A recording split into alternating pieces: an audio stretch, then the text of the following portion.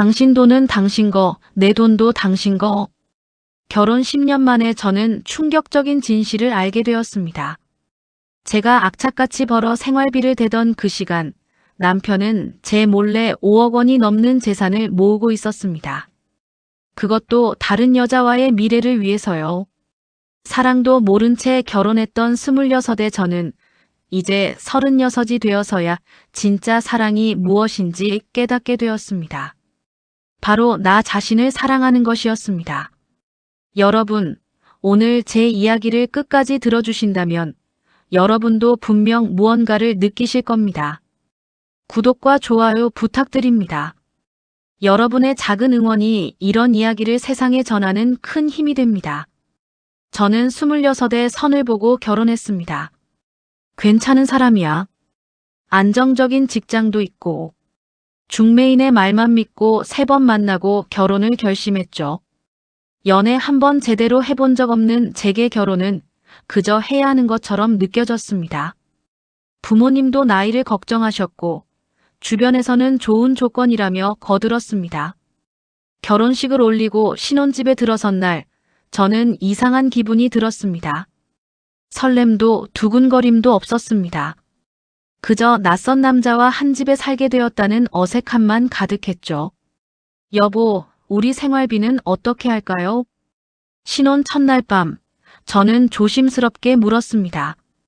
남편은 태연하게 대답했습니다.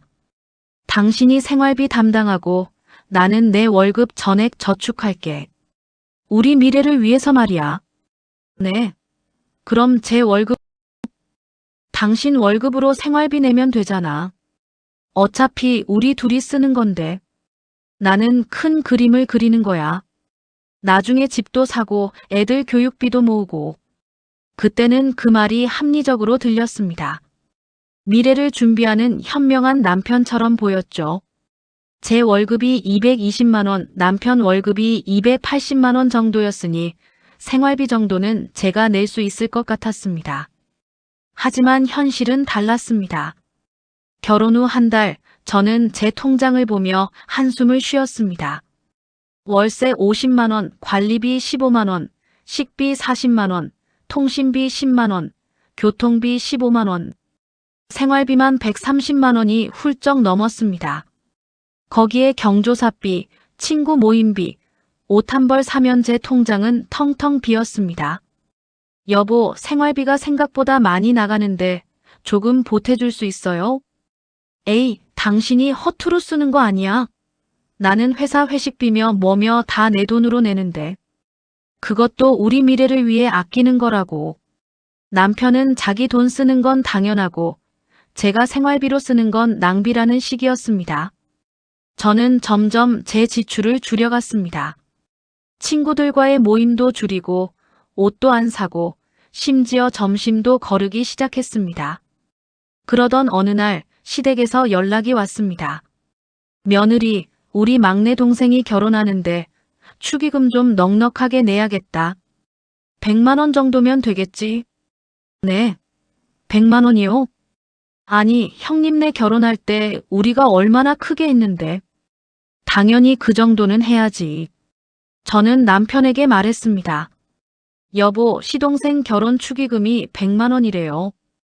이건 당신이 내. 어차피 생활비 통장에서 나가는 거잖아. 나는 저축하는 거라니까. 하지만 제 월급으로 생활비도 빠듯한데. 에휴, 그럼 카드로 끊어. 나중에 갚으면 되지. 결국 저는 카드로 축의금을 냈습니다. 그것이 시작이었습니다.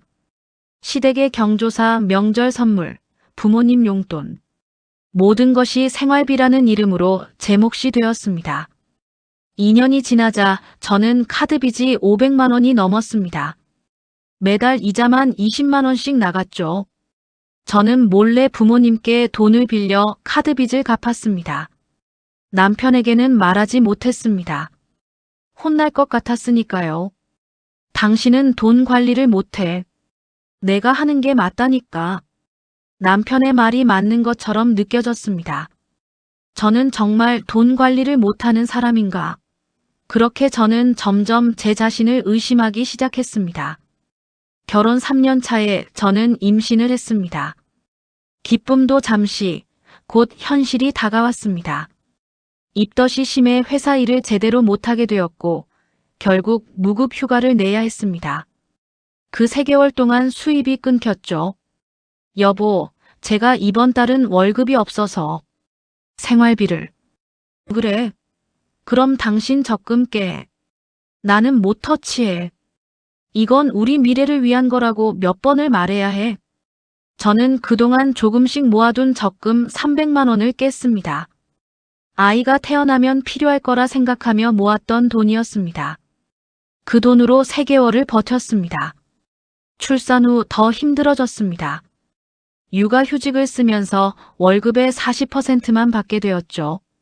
하지만 아이 분유가, 기저귀가, 병원비는 그대로였습니다.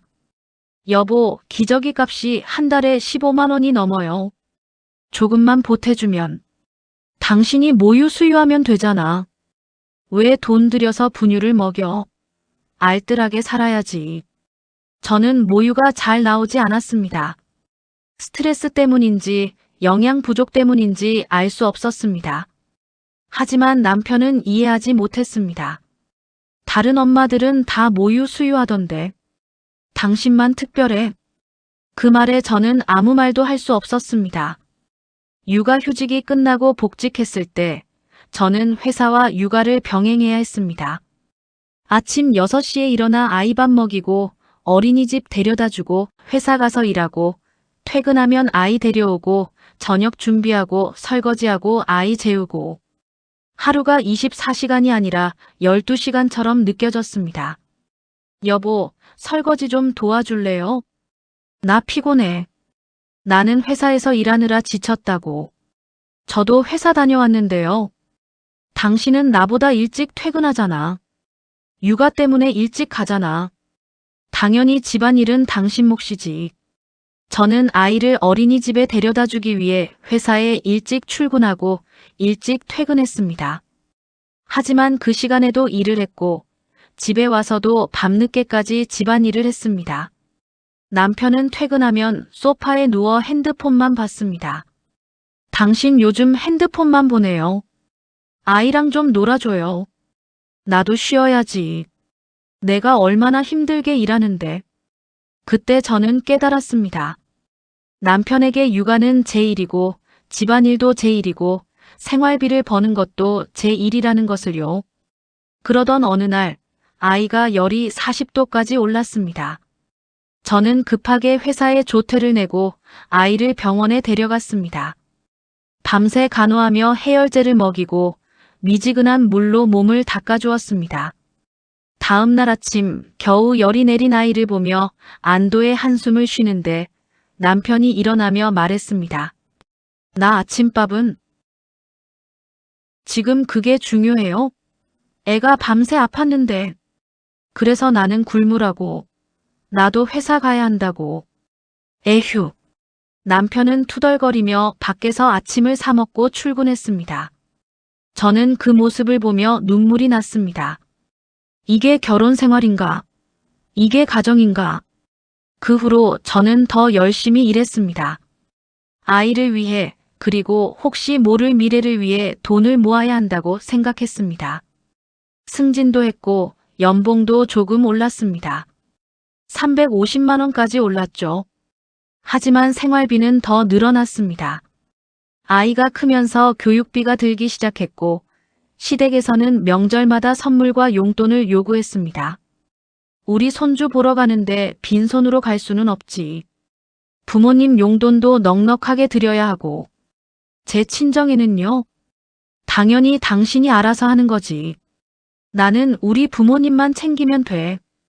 제 친정 부모님께는 명절 때마다 30만 원씩 용돈을 드렸습니다. 제 돈으로요. 시부모님께는 남편 이름으로 50만 원씩 드렸는데 그 돈도 제 통장에서 나갔습니다. 결혼 7년 차, 저는 아이 학원비와 시댁 경조사비로 또다시 카드빚이 생겼습니다. 이번에는 800만 원이었습니다. 결혼 10년이 되던 해, 저는 우연히 진실을 알게 되었습니다. 은행에서 대출 상담을 받던 중이었습니다. 아이 학원비 때문에 급하게 돈이 필요했거든요. 고객님, 남편분 명의로 된 적금과 예금이 상당히 많으시네요.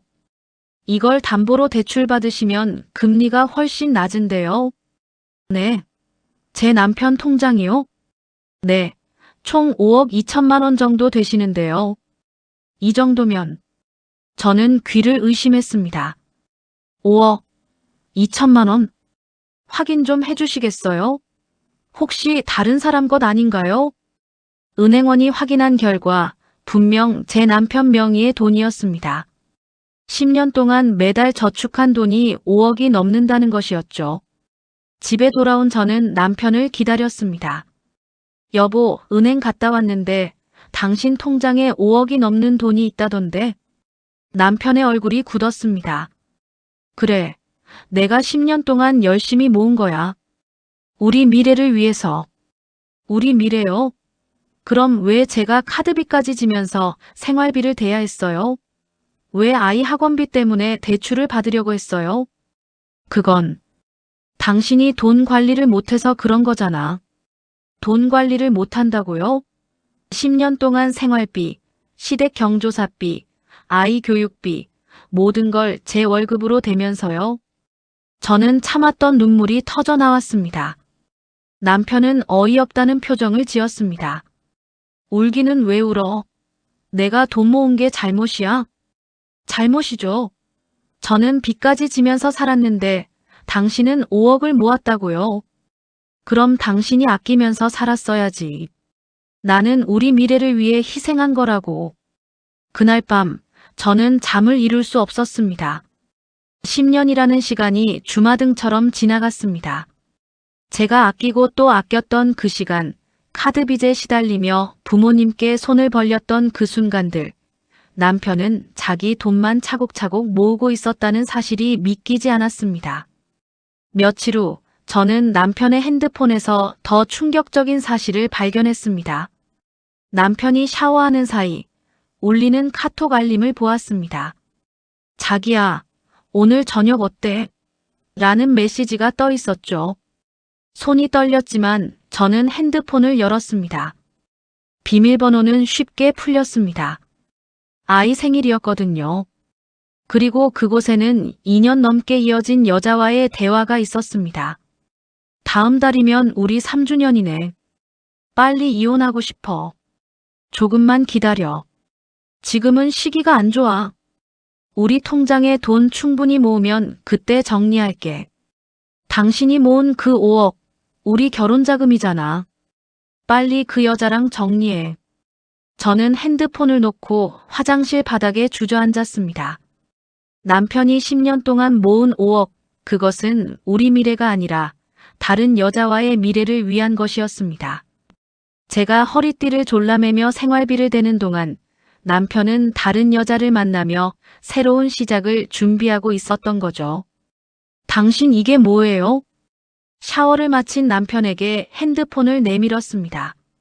남편의 얼굴이 하얗게 질렸습니다. 이건 10년이요. 제가 10년을 바보처럼 산 거예요? 미안해. 하지만 우리는 이미 끝났잖아. 당신도 느꼈을 거야. 느꼈냐고요? 제가 뭘 느꼈어요? 당신이 생활비 하나 제대로 안 내면서 5억을 모은 것이요? 다른 여자 만나면서 저한테 거짓말한 것이요? 이혼하자. 어차피 우리 사이에는 사랑이 없었잖아. 그 말을 듣는 순간 저는 오히려 정신이 번쩍 들었습니다. 사랑이 없었다고요? 그럼 10년은 뭐였나요? 제 청춘은 뭐였나요? 다음 날 저는 회사에 반차를 내고 법률사무소를 찾았습니다. 10년간의 생활비와 육아비용, 시댁 경조사비, 모든 증빙 자료를 가져오세요. 그리고 남편 명의의 재산 내역도 확인해야 합니다. 변호사의 말에 저는 10년간의 카드 사용 내역, 계좌 이체 내역, 모든 것을 정리하기 시작했습니다. 놀랍게도 제가 혼자 부담한 생활비만 3억 원이 넘었습니다. 이건 명백한 재산 분할 사유가 됩니다. 게다가 남편의 부정행위까지 있으니 위자료 청구도 가능합니다. 저는 철저하게 준비했습니다.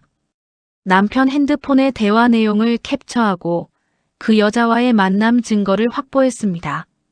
사설 탐정까지 고용해서 두 사람의 미래 장면을 사진으로 남겼습니다. 한 달 후 저는 이혼 소송을 제기했습니다. 뭐? 당신이 나한테 이혼 소송을? 남편은 어이없어 했습니다. 아마도 제가 조용히 이혼해 줄 거라 생각했나 봅니다. 네, 그리고 재산 분할과 위자료 청구했어요. 5억의 절반과 위자료 1억. 미쳤어? 그건 내가 번 돈이야. 그동안 제가 혼자 부담한 생활비 3억도 제가 번 돈이었어요. 그리고 그 돈 덕분에 당신이 5억을 모을 수 있었죠. 법원이 내 말을 믿을 것 같아? 믿겠죠. 10년간의 모든 증빙 자료가 있으니까요. 재판이 시작되었습니다. 저는 10년간의 가계부, 카드 내역, 이체 내역을 모두 제출했습니다. 시댁 경조사비 영수증, 아이 학원비 납부 내역, 심지어 친정 부모님께 빌렸던 돈의 차용증까지 모두 준비했습니다. 남편 측 변호사는 부부간의 역할 분담일 뿐이라고 주장했습니다. 하지만 제 변호사는 반박했습니다. 역할 분담이라면 왜 남편은 자신의 수입을 전혀 가정에 쓰지 않았습니까?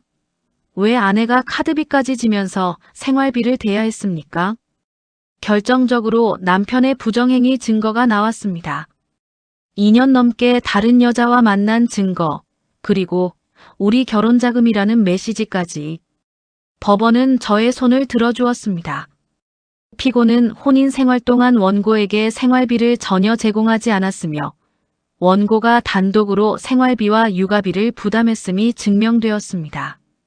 또한 피고의 부정행위가 명백히 입증되었습니다. 따라서 피고 명의의 재산 5억 2천만 원 중 3억 원을 원고에게 분할하고 위자료 8천만 원을 지급하라. 총 3억 8천만 원. 남편의 얼굴이 사색이 되었습니다. 이건 말도 안 돼. 내가 10년간 모은 돈인데. 제가 10년간 부담한 생활비가 3억이 넘었어요. 오히려 당신이 이득 본 거예요. 재판이 끝나고 집을 나오는데 남편의 여자가 기다리고 있었습니다. 당신 때문에 우리가 이렇게 됐어. 아니요. 당신 남자친구가 10년간 거짓말을 하고 바람을 피운 거죠. 축하해요. 이제 5억 대신 1억 4천만 원으로 새 출발하세요. 여자의 얼굴이 굳었습니다. 그녀도 5억을 기대했었겠죠. 하지만 현실은 달랐습니다. 며칠 후 남편에게서 연락이 왔습니다. 그 여자랑 헤어졌어. 우리 다시 시작할 수 없을까? 저는 웃음이 나왔습니다. 10년 전에 했어야죠. 이제 너무 늦었어요. 이혼 후 1년이 지났습니다. 저는 3억 8천만 원으로 작은 아파트를 샀습니다. 아이와 단둘이 살 아늑한 집이었죠. 남은 돈으로는 아이 교육비와 제 노후를 위한 투자를 시작했습니다. 무엇보다 저는 처음으로 제 돈으로 제가 원하는 것을 샀습니다. 10년 만에 처음으로 백화점에 가서 옷을 샀고 친구들과 맛있는 저녁도 먹었습니다. 작은 사치였지만 그게 얼마나 행복한 일인지 깨달았습니다. 엄마, 우리 집 좋다. 아이가 새 집을 좋아했습니다. 작지만 따뜻한 우리만의 공간이었으니까요. 그래, 이제 엄마랑 우리 둘이서 행복하게 살자. 어느 날 아이 학부모 모임에서 한 남자를 만났습니다. 딸아이를 혼자 키우는 싱글 대디였죠. 아이 키우시느라 힘드시죠? 힘들긴 한데 그래도 행복해요. 선생님도 그렇지 않으세요? 우리는 자연스럽게 대화를 나눴습니다. 그는 제 이야기를 들어주었고 저는 그의 이야기를 들었습니다. 처음으로 누군가와 마음을 나누는 기분이었습니다. 다음 주에 커피 한잔 하실래요? 아이들도 같이 데리고요. 좋아요. 그렇게 우리는 조금씩 가까워졌습니다. 서두르지 않았습니다. 아이들도 서로 좋아했고 우리도 천천히 서로를 알아갔습니다. 몇 개월 후 그가 물었습니다. 저랑 사귀어 주시겠어요? 생각할 시간을 주세요. 그날 밤 저는 긴 생각에 잠겼습니다. 10년 전 결혼도 사랑 없이 했고 그 결과는 참담했습니다. 이번에는 신중해야 했습니다. 하지만 제 마음은 이미 알고 있었습니다. 그와 함께 있을 때 느껴지는 편안함, 존중받는다는 느낌, 이것이 바로 사랑의 시작이라는 것을요. 네, 좋아요. 우리는 1년 넘게 연애를 했습니다. 이번에는 서두르지 않았습니다. 서로를 충분히 알아가고 아이들도 서로에게 익숙해지도록 했습니다. 그는 데이트 비용을 항상 나눠냈고 제가 힘들어할 때 먼저 집안일을 도왔으며 아이에게도 진심으로 다가왔습니다. 전 남편은 생활비를 한 푼도 안 냈어요. 제가 조심스럽게 과거를 말했을 때 그는 화를 냈습니다. 그게 말이 돼요? 부부인데? 저도 그렇게 생각해요. 이제는 저는 절대 그러지 않을게요. 우리 함께 만드는 가정이잖아요. 당연히 함께 책임져야죠. 그 말을 듣는 순간 저는 울컥했습니다. 10년간 듣고 싶었던 말이었습니다. 2년 후 우리는 결혼했습니다. 이번에는 사랑하는 사람과의 결혼이었습니다. 결혼식 날 저는 거울을 보며 스스로에게 말했습니다. 수고했어. 그리고 사랑해. 36세의 저는 이제야 진짜 사랑이 무엇인지 알게 되었습니다. 타인을 사랑하기 전에 먼저 나 자신을 사랑해야 한다는 것을요. 10년 전에 저는 사랑이 무엇인지 몰랐습니다. 결혼은 해야 하는 것, 희생은 당연한 것, 참는 것이 미덕이라고 생각했죠. 하지만 이제는 압니다. 진짜 사랑은 서로 존중하고 함께 책임지고 평등하게 나누는 것이라는 걸요. 아이가 물었습니다. 엄마, 행복해? 응, 이제 정말 행복해. 그리고 그 말은 진심이었습니다. 여러분, 이 이야기는 한 여성의 10년 인생 역전 스토리였습니다. 사랑도 모른 채 결혼했던 그녀는 10년 만에 진짜 사랑이 무엇인지 깨달았습니다. 그것은 바로 자기 자신을 사랑하는 것이었죠. 혹시 여러분도 지금 불평등한 관계에서 힘들어하고 계신가요? 기억하세요. 당신의 노력과 시간, 그리고 돈은 소중합니다. 그것을 당연하게 여기는 사람과는 함께할 수 없습니다. 진짜 사랑은 서로를 존중하는 것에서 시작됩니다. 이 이야기가 여러분께 작은 용기가 되었기를 바랍니다. 구독과 좋아요, 알림 설정으로 더 많은 이야기를 함께 해주세요. 본 콘텐츠는 허구의 이야기이며 실제 인물이나 단체와는 무관합니다. 순수 창작물로서 저작권법의 보호를 받습니다.